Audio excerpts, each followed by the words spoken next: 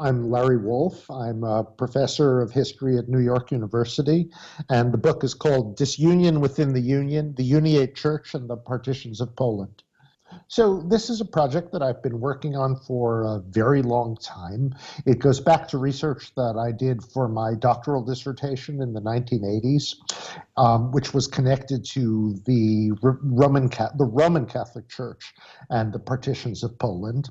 And at the time, in the 1980s, I was living in Cambridge. I was very closely connected to the Harvard Ukrainian Research Institute, and it was Professor Omelian Prycak, who was at the time the director of and indeed the founder of the Harvard Ukrainian Research Institute, who asked me whether I would think about what I could say about the Greek Catholic Church in the late 18th century based on the materials that I had gathered for my dissertation.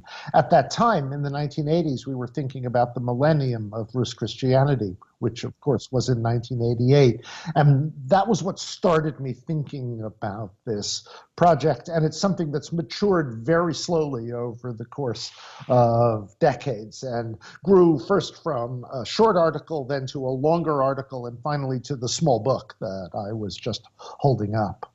So Poland as the old Polish state, as again, as I'm sure a lot of people know who are listening, was a multicultural and multi-religious state, which involved peoples of many religions.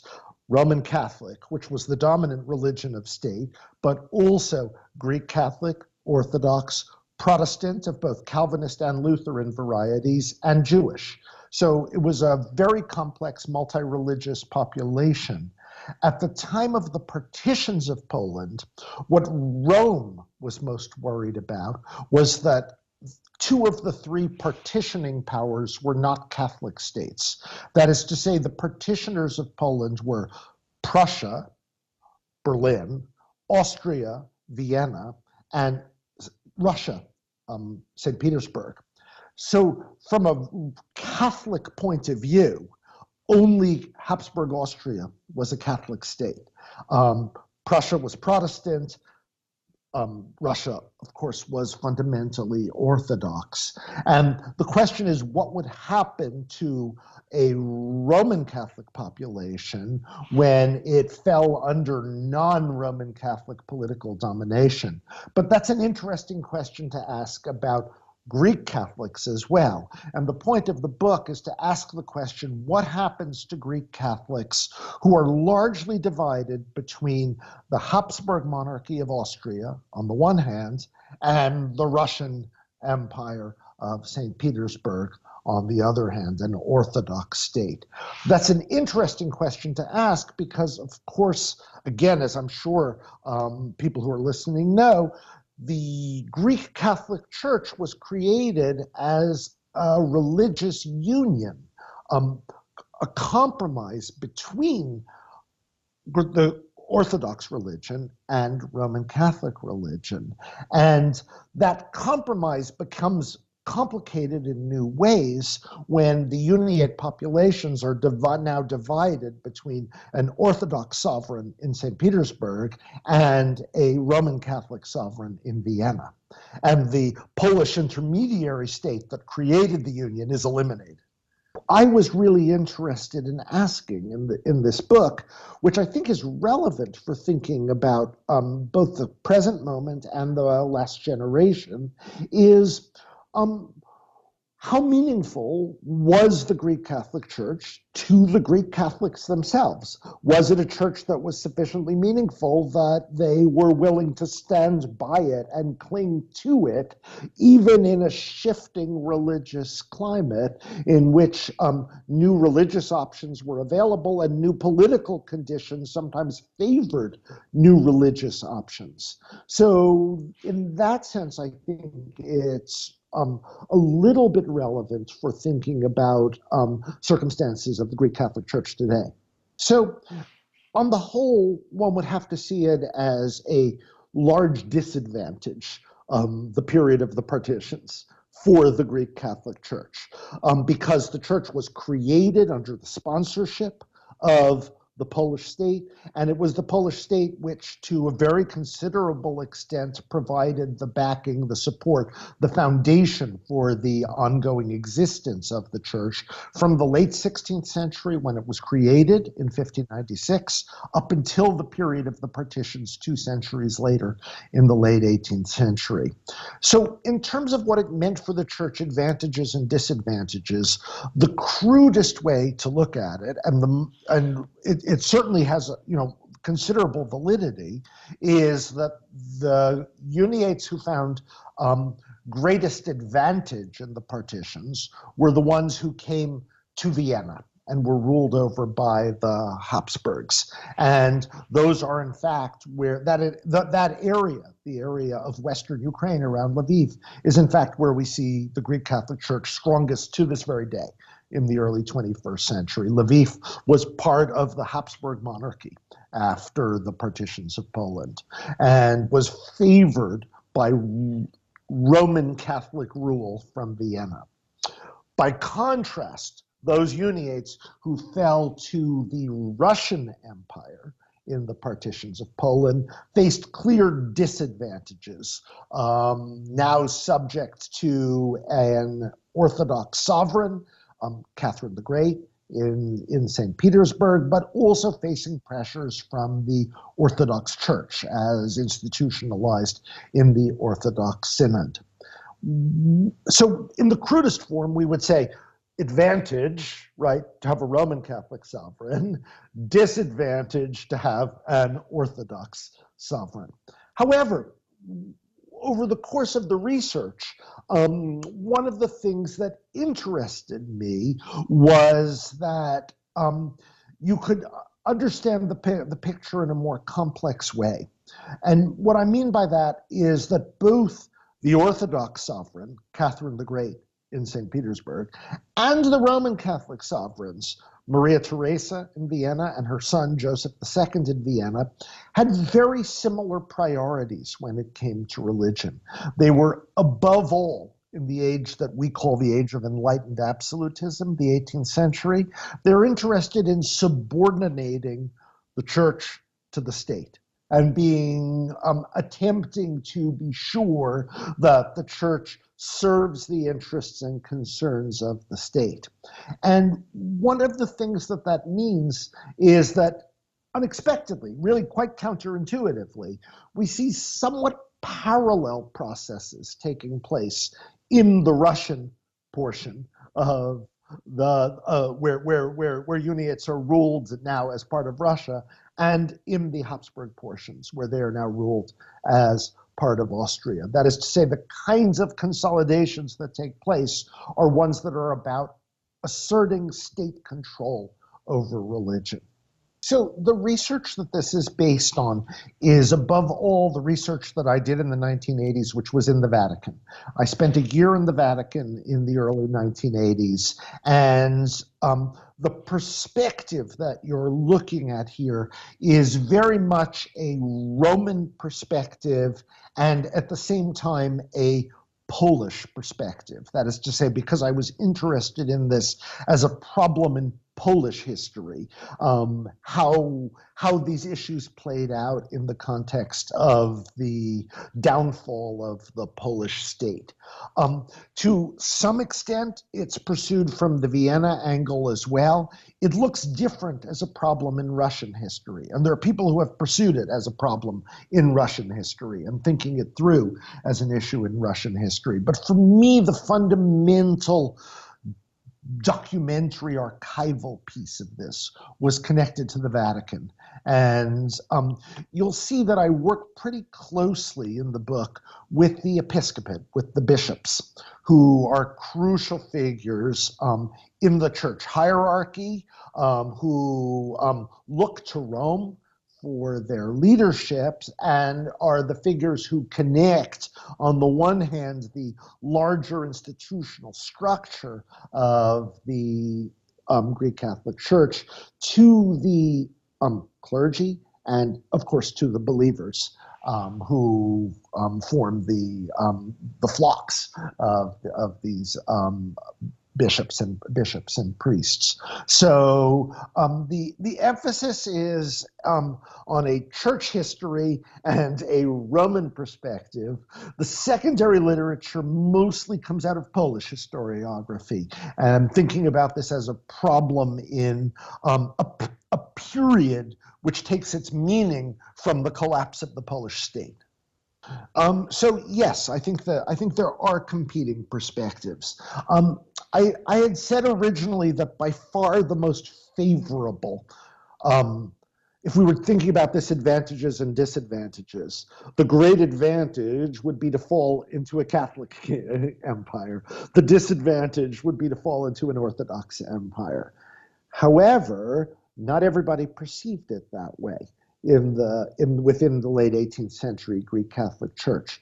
The bishops who I write about are pretty nervous about Catholic rule as well as about Orthodox rule.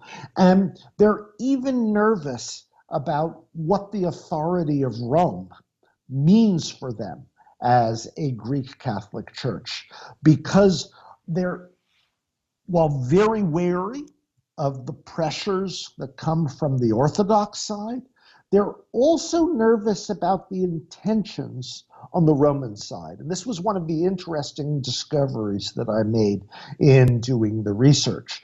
The bishops, as well as the clergy, are very invested in the idea that the union acquires its meaning from existing as a compromise between the two religious forces, Rome on the one hand, Orthodoxy on the other hand.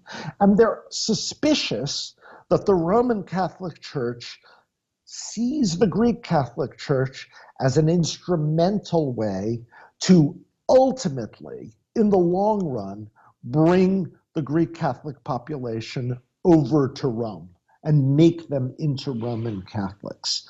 And this is something that hovers over the whole history of the Greek Catholic Church, going back to the moment of its founding in 1596. The question is, what was the intention of Rome? Indeed, what was the intention of Warsaw at the moment that they create this church? Do they take seriously the idea that what they are establishing is a new religion, or do they see it as an instrumental means to enhance the larger sphere of, we could say, the religious empire of Rome?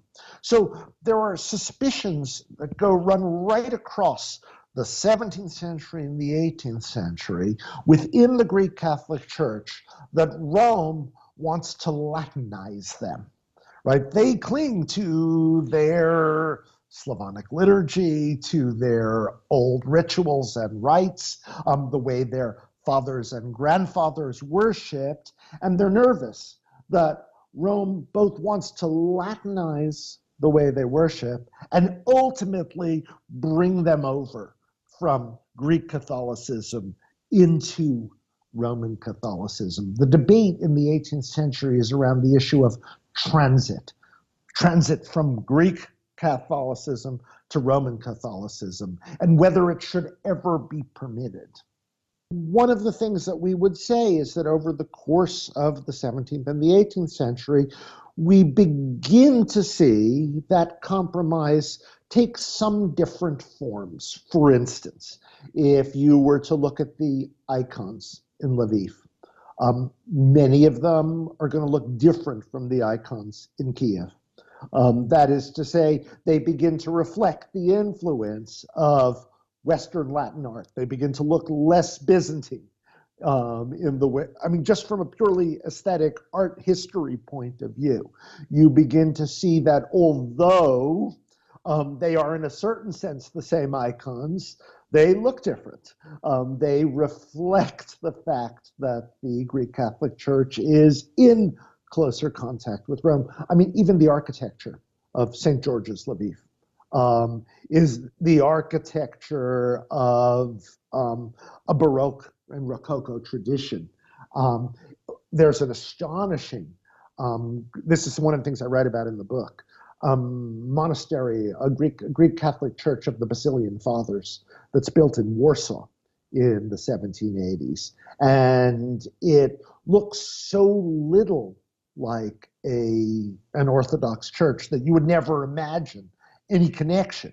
It's a purely neoclassical building built by an Italian architect, Domenico Merlini, active in Warsaw in the late 18th century. What I'd want to emphasize here is that beyond the fact that so many aspects of Slavonic Orthodox rite are preserved in the church, there are many aspects of it that become culturally distinctive over the course of the 17th and the 18th century. And some of them we can visibly identify.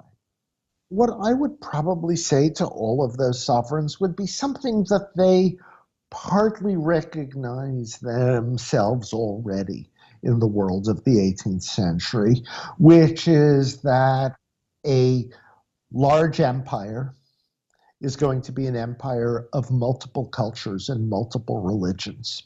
It was the nature of the old Polish-Lithuanian Commonwealth. It will be the nature of the modern Habsburg Empire and the modern Russian Empire as well.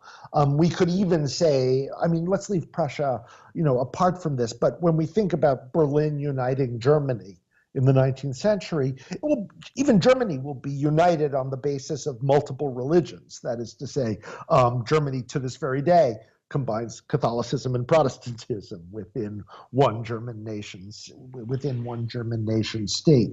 And what you'd want to say to both Catherine and Maria Theresa and Joseph in the 18th century would be this would be something they would understand, and a little bit something that we would understand better, is that you can create a successful modern empire based on multiple religions.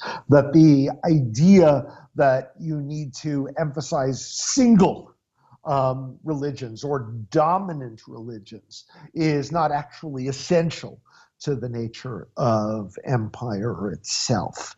And they would have been partly open to hearing that and partly anxious about hearing that. And one of the things that I would say about those late 18th century rulers is that they were more open to hearing that than rulers would be in the 19th century.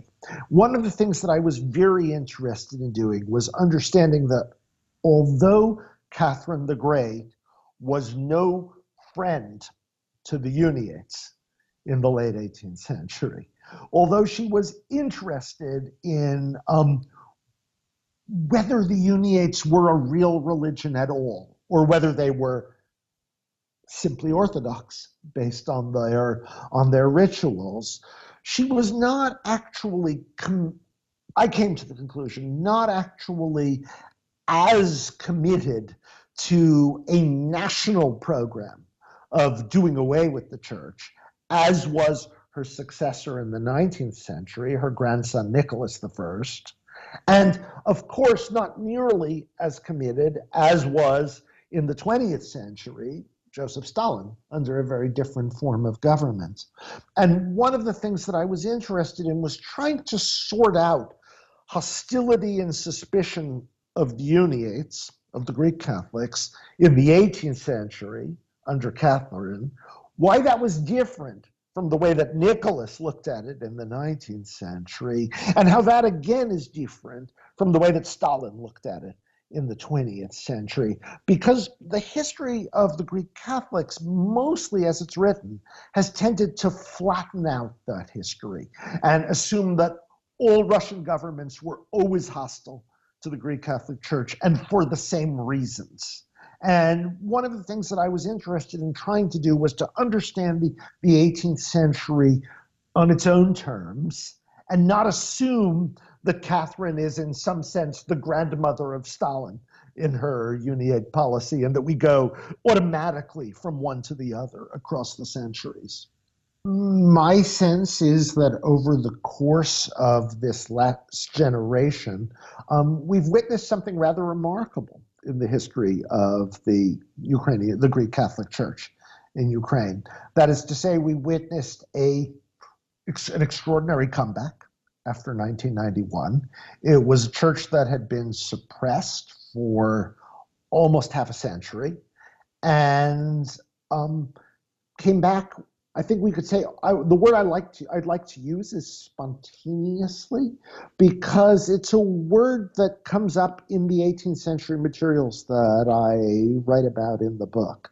One of the things that church observers are really interested in is that you can put a lot of pressure on Greek Catholic populations to convert to Orthodoxy.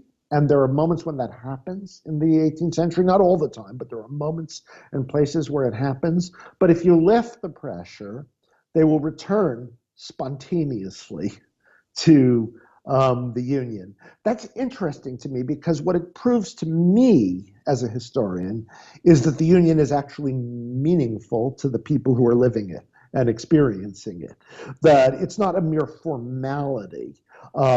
That is to say, as we were suggesting before, you practice an Orthodox ritual, but you mention the Pope in your ritual. That it actually has more meaning than that. And I think we saw that as well after 1991. We saw a kind of spontaneous return that suggested that this was something that was very meaningful to people in Western Ukraine. Meaningful because it was the religion of not even their fathers at this point, but probably their grandfathers and grandmothers that they were returning to. And then over the course of the last generation, we've seen the ways in which Western Ukraine and the Greek Catholic Church within Western Ukraine has created a little bit of a platform for trying to think through the issues of Ukrainian nationhood. That is correct. There were different ways that you could be Christianized in the 10th century. You could receive Christianity from Byzantium, right, as the Rus do in 988, or you could receive Christianity from Rome, as the Poles do in the 960s. With the conversion of the Poles to Roman Catholicism. But the distinction between Orthodoxy and Roman Catholicism is not yet consolidated. That comes a little later. It comes in the 11th century, when the Greek church at Constantinople, the Roman church in Rome basically excommunicate each other. The schism begins that survives to this day, in which they represent two separate churches. In the 10th century, at the moments of Rus Christianity, or alternatively of Polish Christianity, those different Christianities come from different places and come from different cultures, but are not yet absolutely mutually exclusive. I do want to emphasize that it's a book that emerged from my very personal connection to the Harvard Ukrainian Research Institute, which is also the publisher of the book. I was an undergraduate at Harvard in the 1970s when the Ukrainian Institute was founded at Harvard. I was actually there at the very beginning when it was established. I was actually studying with Professor Pritsak, who was the founder of the Harvard Ukrainian Research Institute. He was the person who first urged me to write about this subject, and I remain affiliated with that institute to this very day. I'm still affiliated with them. I'm a book review editor for the journal Harvard Ukrainian Studies, and my work on the book comes out of a lifelong connection to that particular institute. And I would certainly want to stress that, because I'm very proud of the fact that they're the publishers. Oh, thank you very much. It's been a great pleasure talking about this with you.